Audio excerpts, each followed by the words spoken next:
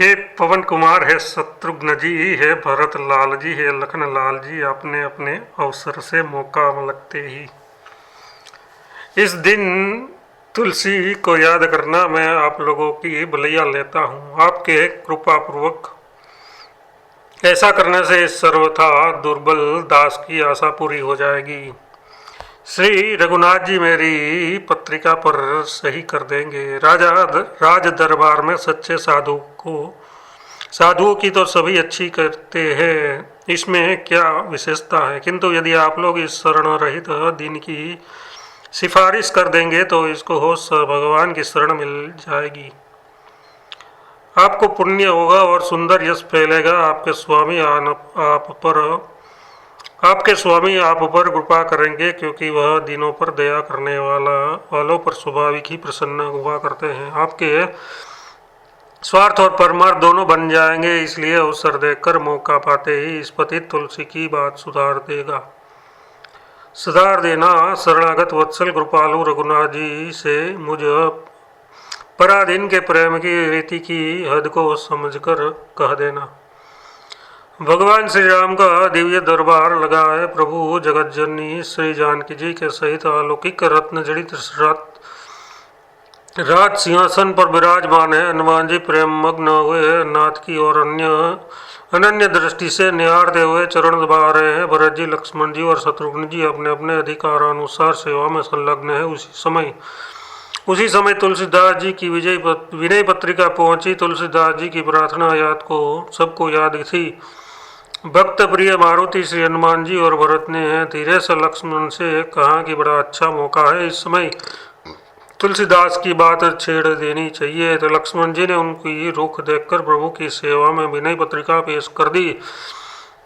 हनुमान जी और भरत जी का मन और उनकी रुचि को देखकर लक्ष्मण जी ने भगवान से कहा कि अनाथ कलयुग में भी आपके एक दास की आपके नाम से प्रीति और प्रतीति निभ गई। देखिए, उसकी यह सच्ची विनय पत्रिका भी आई है। इस विवाद को सुनकर सारी सभा एक तम से कह उठी है कि हाँ, ये बात सर्वथा सत्य है। हम लोग भी उनकी रीति जानते हैं। गरीब नवाज भगवान श्री राम जी की उस पर बड़ी कृपा है। स्वामी ने सबके देखते देखते उस गरीब की बाह पकड़कर उसे अपना लिया है। सबकी बात सुनकर श्री राम जी ने मुस्कुराकर कहा कि हाँ, यह सत्य है, मुझे भी उसकी खबर मिल गई है। श्री जानकी नंदन जी कई बार कह चुकी होगी, क्योंकि गोसाई जी पहले उनसे प्रार्थना कर चुके हैं। बस फिर क्या था। अनाथ तुलसी की रची हुई विनय पत्रिका पर रघुनाथ जी ने अपने हाथ से सही कर दी। अपनी बात बनने पर मैंने भी परम प्रसन्न होकर भगवान के चरणों में सिर टिक दिया। सदा के लिए शरण हो गया। श्री सीतारामार्पणमस्तु। परिशिष्ट पदों में आए हुए कथा प्रसंग पद संख्या 3 कालकूट विषय। देवता और असुरों ने एक बार मेरु पर्वत की माथनी और शेषनाग का दंड बनाकर समुद्र का मंथन किया। उनमें से सबसे पहले हलाहल विष निकला और उसने 10 दिशाओं को अपनी ज्वालाओं से व्याप्त कर दिया। फिर तो देवता और असुर सभी त्राही त्राही करने लगे। सबों ने मिलकर विचारा कि बिना भक्त वत्सल भगवान शंकर के इस महाघातक विष से त्राण पाना कठिन है। इसलिए उन्होंने एक साथ आर्त स्वर से भगवान शंकर को पुकारा। भक्त आरतीहर करुणामय भगवान शंकर शीघ्र ही प्रकट हुए और उनकी भयभीत देखकर हलाहल विष को उठाकर पान कर गए। परंतु शीघ्र ही उन्हें स्मरण हुआ कि हृदय में तो ईश्वर अपनी अखिल सृष्टि के साथ विराजमान है, इसलिए उन्होंने उस विष को कंठ के नीचे नहीं उतारने दिया। उस विघ्न के प्रभाव से उसका कंठ नीला हो गया और दोषपूर्ण वह विष भगवान का भूषण बन गया। तभी से शिव नीलकंठ कहलाने लगे। त्रिपुरवत तारक नाम का एक असुर था। उनके 3 पुत्र हुए, तारकाक्ष, विद्युत माली और कमल लोचन। इन तीनों ने महाघोर तप करके ब्रह्मा जी और शिव जी को प्रसन्न किया तथा उनमें अंतरिक्ष के 3 पुरों का अधिकार प्राप्त किया। अधिकार मत से उन्मत्त वे असुर फिर नाना प्रकार के अत्याचार करने लगे। उनके उपद्रव से सारा विश्व कांप उठा और देवता लोग पीड़ित हो उठे। अंत में सबों ने मिलकर विष्णु भगवान की अध्यक्षता में भगवान शंकर का स्तवन किया। शिव जी शीघ्र प्रकट हुए और एक ही बाण में तीनों पुरों का विध्वंस कर दिए, तीनों राक्षसों का नाश किया। तब से इसका नाम त्रिपुरारी पड़ा। काशी मुक्ति, काशी में मृत्यु जन समय जीव मात्र को शिव शंकर राम नाम का मंत्र देते हैं, जिससे उनकी मुक्ति हो जाती है। कामरिपु मदन दहन। सतीदाह के पश्चात भगवान शंकर हिमालय पर्वत के प्रांत में एक निर्जन स्थान में समाधिस्थ हो गए। उसी समय सती ने पार्वती के रूप में हिमाचल नामक पर्वतराज के घर जन्म लिया। उधर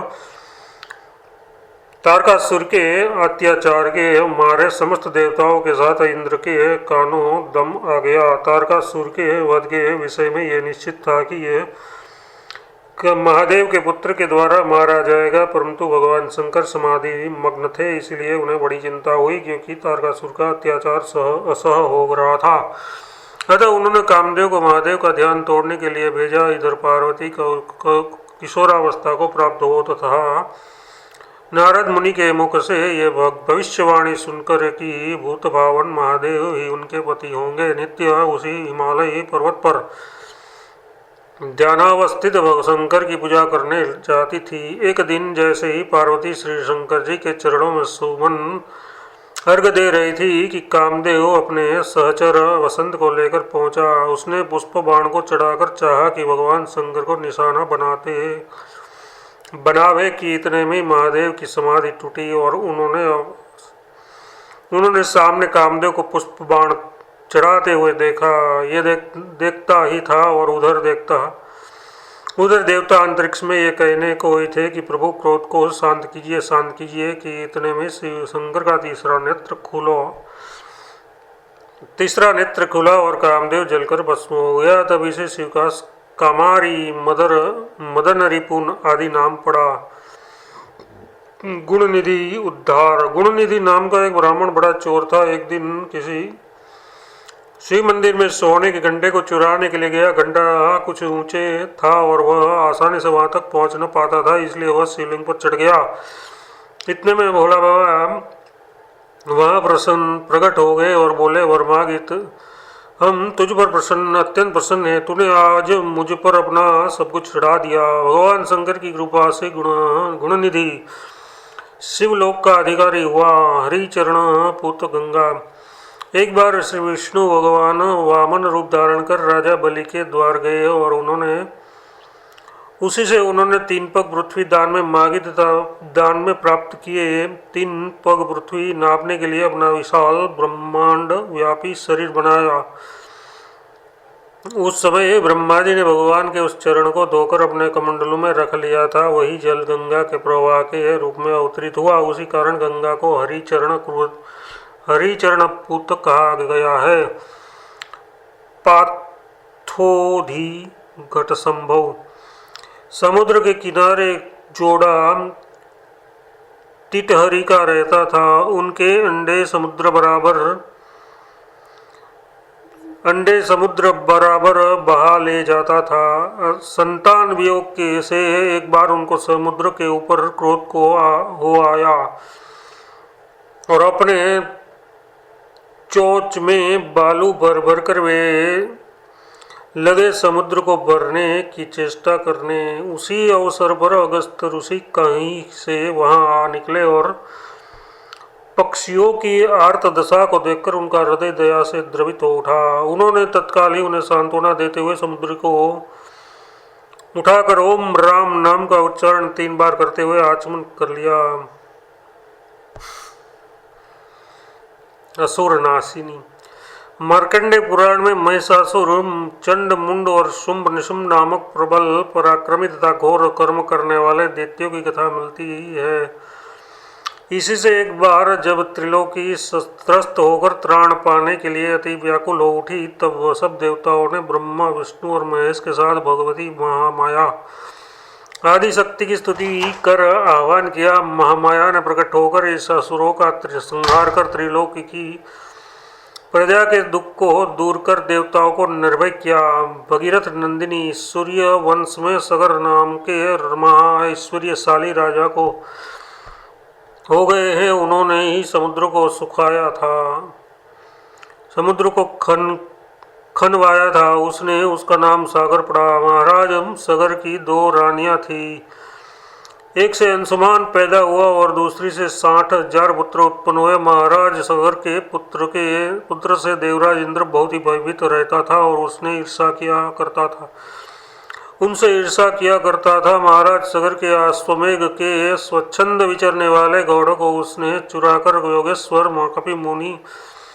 कपिल मुनि के आश्रम पर बांध दिया। उसे खोजने के लिए सगर के 60,000 पुत्र निकले और मुनि के आश्रम पर घोड़ों को बांध रख दिया।